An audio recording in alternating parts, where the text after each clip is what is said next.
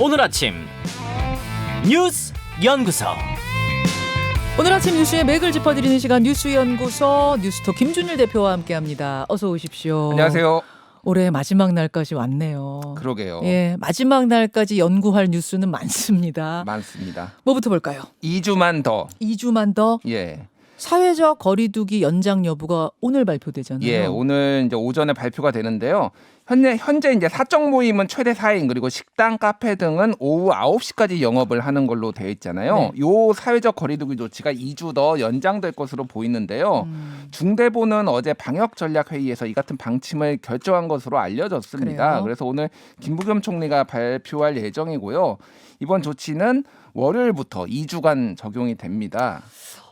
어지간하면 연장 안 하고 음. 다시 좀 장사도 하고 모이기도 하고 이래 보려고 했는데 그게 잘 안 됐던 이유가 있는 거겠죠? 그렇죠. 뭐 16일 동안 이제 사회적 거리두기를 했는데 확진자 수는 확실히 줄었어요. 네. 한 8,000명 정도까지 나왔다가 지금 뭐 3,000명, 4,000명 여기까지 이제 떨어졌는데, 문제는 위중증 환자가 지금 아직도 많다. 역대 최고치를 지금 오르락내리락 하고 있고, 수도권 병실 사용률 역시 80%를 지금 넘은 상황이에요. 네. 그러니까 완화할 수 없다라는 게 이제 전문가들의 의견이었습니다. 예. 그래서 정부는 이제 방역 패스 적용 대상을 단계적으로 위험이 낮은 시설부터 조금 줄여 나가는 것을 지금 고려하고 있다라고 합니다. 방역 패스 적용 장소는 좀 줄이는 쪽으로 가보려고. 예.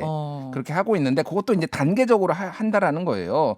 그리고 정부는 내년 1월까지 치료 병상을 6,900개 추가해서 네. 총 24,702개를 확보를 해서 1만 명이 발생을 해도 위중증 환자가 다 안전하게 치료받을 수 있도록 하겠다라는 방침입니다. 지금 방역 패스 얘기를 하셨는데 가장 지금 관심이 큰 부분이 청소년 방역 패스 이거 어떻게 되느냐였잖아요. 예, 청소년 방역 패스는 원래 당초 2월 초에 일괄 적용하는 걸로 이렇게 얘기가 나왔었잖아요. 네. 근데 학부모들의 반발도 심하고, 또는 이제 또 하나는 학생들이 이렇게 2번을 맞아야 되는데 그게 지금 시간적으로 잘 어렵다라는 판단이 좀 들어가서 3월 신학기부터 지금 적용하는 방안이 거의 유력하다. 이렇게 예. 아예 안 하는 건 아니고 예. 적용을 청소년 방역 패스 학원 갈 때 뭐 이럴 때 방역 패스 찍고 가야 되는 거 하긴 하는데 2월이 아니라 3월이 유력하다. 예, 3월 신학기부터 이제 들어갈 것으로 보입니다.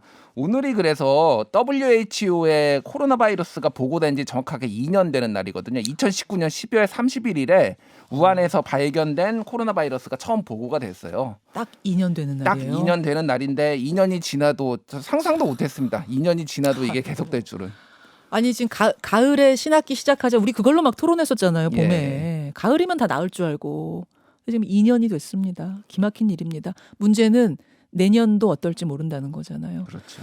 아무쪼록 내년 마지막 날 또 이런 얘기를 하게 되지는 않았으면 좋겠습니다. 자, 두 번째 뉴스로 가죠. 공방처가 된 공수처. 대선 전국에서 느닷없이 공수처가 뜨거운 감자가 됐어요. 예, 뭐 전국의 해고로 지금 떠올랐죠. 국민의힘은 공수처의 통신조회를 정치 사찰로 이제 규정을 하고 이슈화에 나섰고요. 어제 이제 국회에서 여야가 충돌을 했습니다. 네. 그 법사위 전체 회의가 열렸는데 김진우 공수처장이 이제 출석을 했거든요. 그런데 국민의힘이 거세게 몰아쳤습니다. 반대로 이제 민주당은 이거는 사찰로 볼 수 없다라고 이제 반박에 나섰고요. 네. 국민의힘은 특히 이제 의원총회를 공수처, 그러니까 법사위 회의장 앞에서 열었어요. 그러면서 공수처 해체하라 문구도 이렇게 들고서 이게 사실은 의원총회가 아니라 집회 같은 모습을 보이기도 했습니다. 아니 그 국민의힘 그러니까 야당 의원총회에 예, 공수처장이 참석을 해서 예, 마이크를 잡는 정말로 보기 드문 이례적인 장면이 연출됐어요. 그렇죠. 그거는 그러면은 공수처장한테 좀 와달라고 했는데 공수처장이 간 거예요? 그러니까 공수처장이 뭐 와달라고 한 거라기보다는 본인이 억울해서 지금 그 마이크까지 잡은 것 같아요. 그러니까 와달라고 예. 한 건 요청한 예, 거는 예. 국민의힘이 맞는 것 예, 같고 그거는 맞고 예. 예. 거절할 수도 있었지만 가서 내가 해명하겠다 이렇게 된 거예요. 예, 그러니까 그 정도로 이거는 사찰이 아니다라는 게 이제 공수처장의 입장인데요. 예. 잠깐 여기서 이제 그 의원총회 있고 나서 법사위가 열리지 않았겠습니까? 거기서 있었던 질의응답 한번 들어보시죠. 이봐, 제가 고발 사주 사건과 관련 있는 사람만 그 범위 내에서 최소한도로 조회를 해야 그게 정당한 법 집행이죠. 다 조회하는 거는 그런 과잉이고 과도한 거고 직권남용인 거예요. 10월 13일 대선 후보가 확정되는 이 시점에 거의 대부분의 제1야당 소속 의원들의 전화 뒷조사한 이유가 뭡니까? 중앙지검과 인천지검에서 야당 국회의원님들 상대로 한 게 74건으로 알고 있습니다. 그런데 왜 저희만 가지고 사찰이라고 그러시는지. 통신 자료 조회는 아마 수사에 있어서 매우 중요한 기초 자료라서 공수처도 한 것으로 보이는데, 글쎄 그거를 법령에 의한 행위를 사찰이라고 할 수는 없을 것 같고요. 이거는 뭐 미친 짓이죠. 이거는 전부 선거 개입이라고 봐야 됩니다. 자, 국민의힘의 권성동 조수진 의원, 김진우 공수처장, 이재명 민주당 후보, 윤석열 국민의힘 후보 목소리까지 차례로 쭉 들으셨습니다. 예, 뭐 일단 그 국민의힘이 좀 격앙된 거는 특히 자당 의원들 이제 80여 명, 그리고 뭐 의원뿐만 아니라 관계자들이 이제 통신 자료 그러니까 통신 조회를 이제 당한 것이 좀 격앙됐어요. 예사롭게 보지 않고 있어요, 지금. 근데 어제도 저희가 설명했습니다만 네. 이제 통신 자료 조회랑 통신 사실 확인은 다른 거고. 그렇죠. 통화 내역을 본 건 아니고 이게 누군지 확인만 한 거죠. 그러니까. 그리고 일정 기간 동안 영장을 쳐서 어떤 사람의 일정 기간 동안의 통화 내역을 다 들여다본 건 아니고 그렇죠. 지금 통신 자료 조회를 한 거잖아요. 그렇죠. 이 번호 누군지 알아주십시오. 예. 이건 물론 뭐 법적으로 좀 문제가 없는 행위긴 해요. 수사하려면 필요한 행위이기도 하고, 문제는 도대체 근데 이 사람은 왜 한 거야?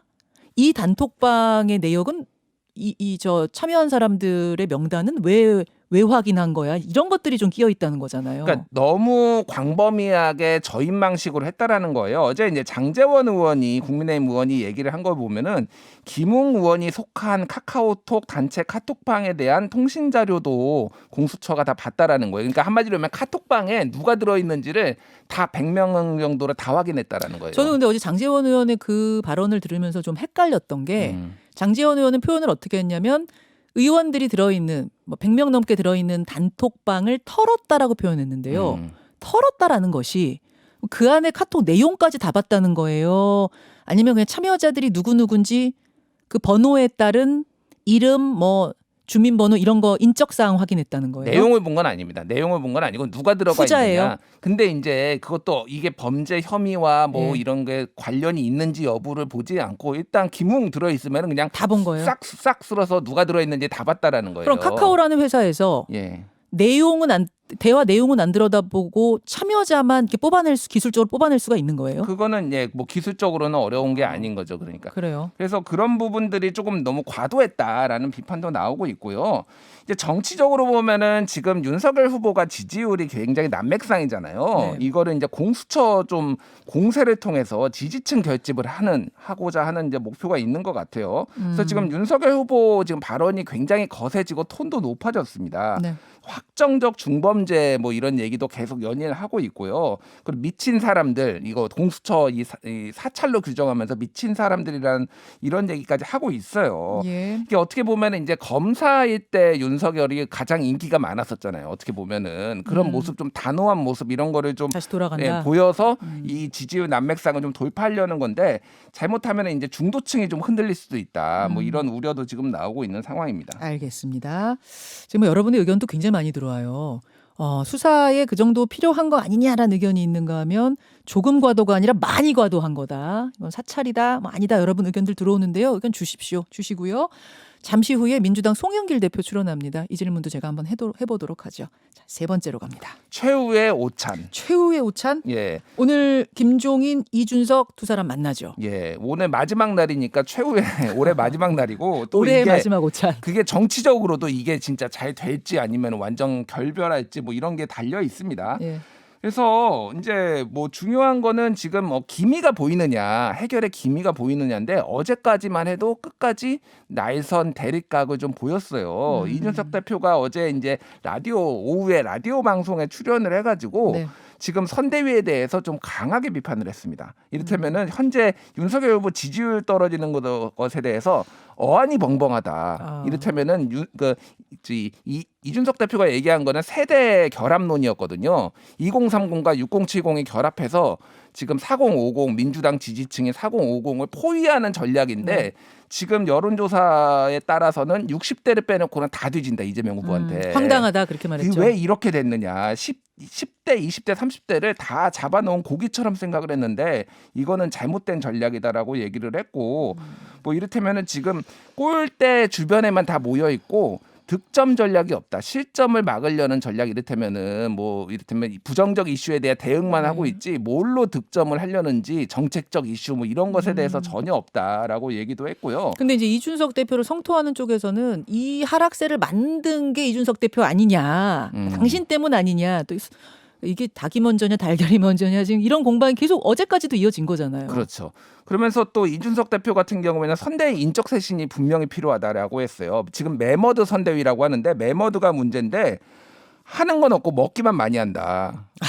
예, 그러면서 일단은 개썰매를 끌고 오든 말을 하든 새로 데려와가지고 완전 새로 꾸려야 된다라는 건데 김종인 위원장은 여기에 대해서 지금 한결같이 거리를 두고 있거든요. 인적 쇄신도 없고 되면 대대적 개편도 없다라고 지금 얘기를 한 상황이라서 오늘 오찬에서 어떤 내용이 나올지 또 어제 인터뷰를 보면은 네. 이준석 대표에 대해서 상당히 좀 섭섭한 그런 기색도 좀 비쳤어요. 어제 지면 인터뷰가 예. 있었는데 저도 읽어봤어요. 봤더니 김종인 위원장이 나라고 서운한 게 없겠으며 또 지난 뭐 재보궐선거 이럴 때 당 안에서 엄청나게 김종인 위원장을 흔드는 목소리 많았을 때 나라고 할 말이 없었겠느냐? 하지만 그것을 참고 견디고 가야 되는 게 리더다. 이제 뭐 이런 이야기들을 했더라고요. 그렇죠. 그래서 이준석 대표하고 오늘 어떤 얘기가 나올지 주목이 되고 오늘 밤이었죠? 박근혜 전 대통령도 사면 복권돼서 그 네. 앞에서는 뭐 환호도 하고 촛불도 다시 반대 세력은 촛불도 들고 그러면서 또 약간의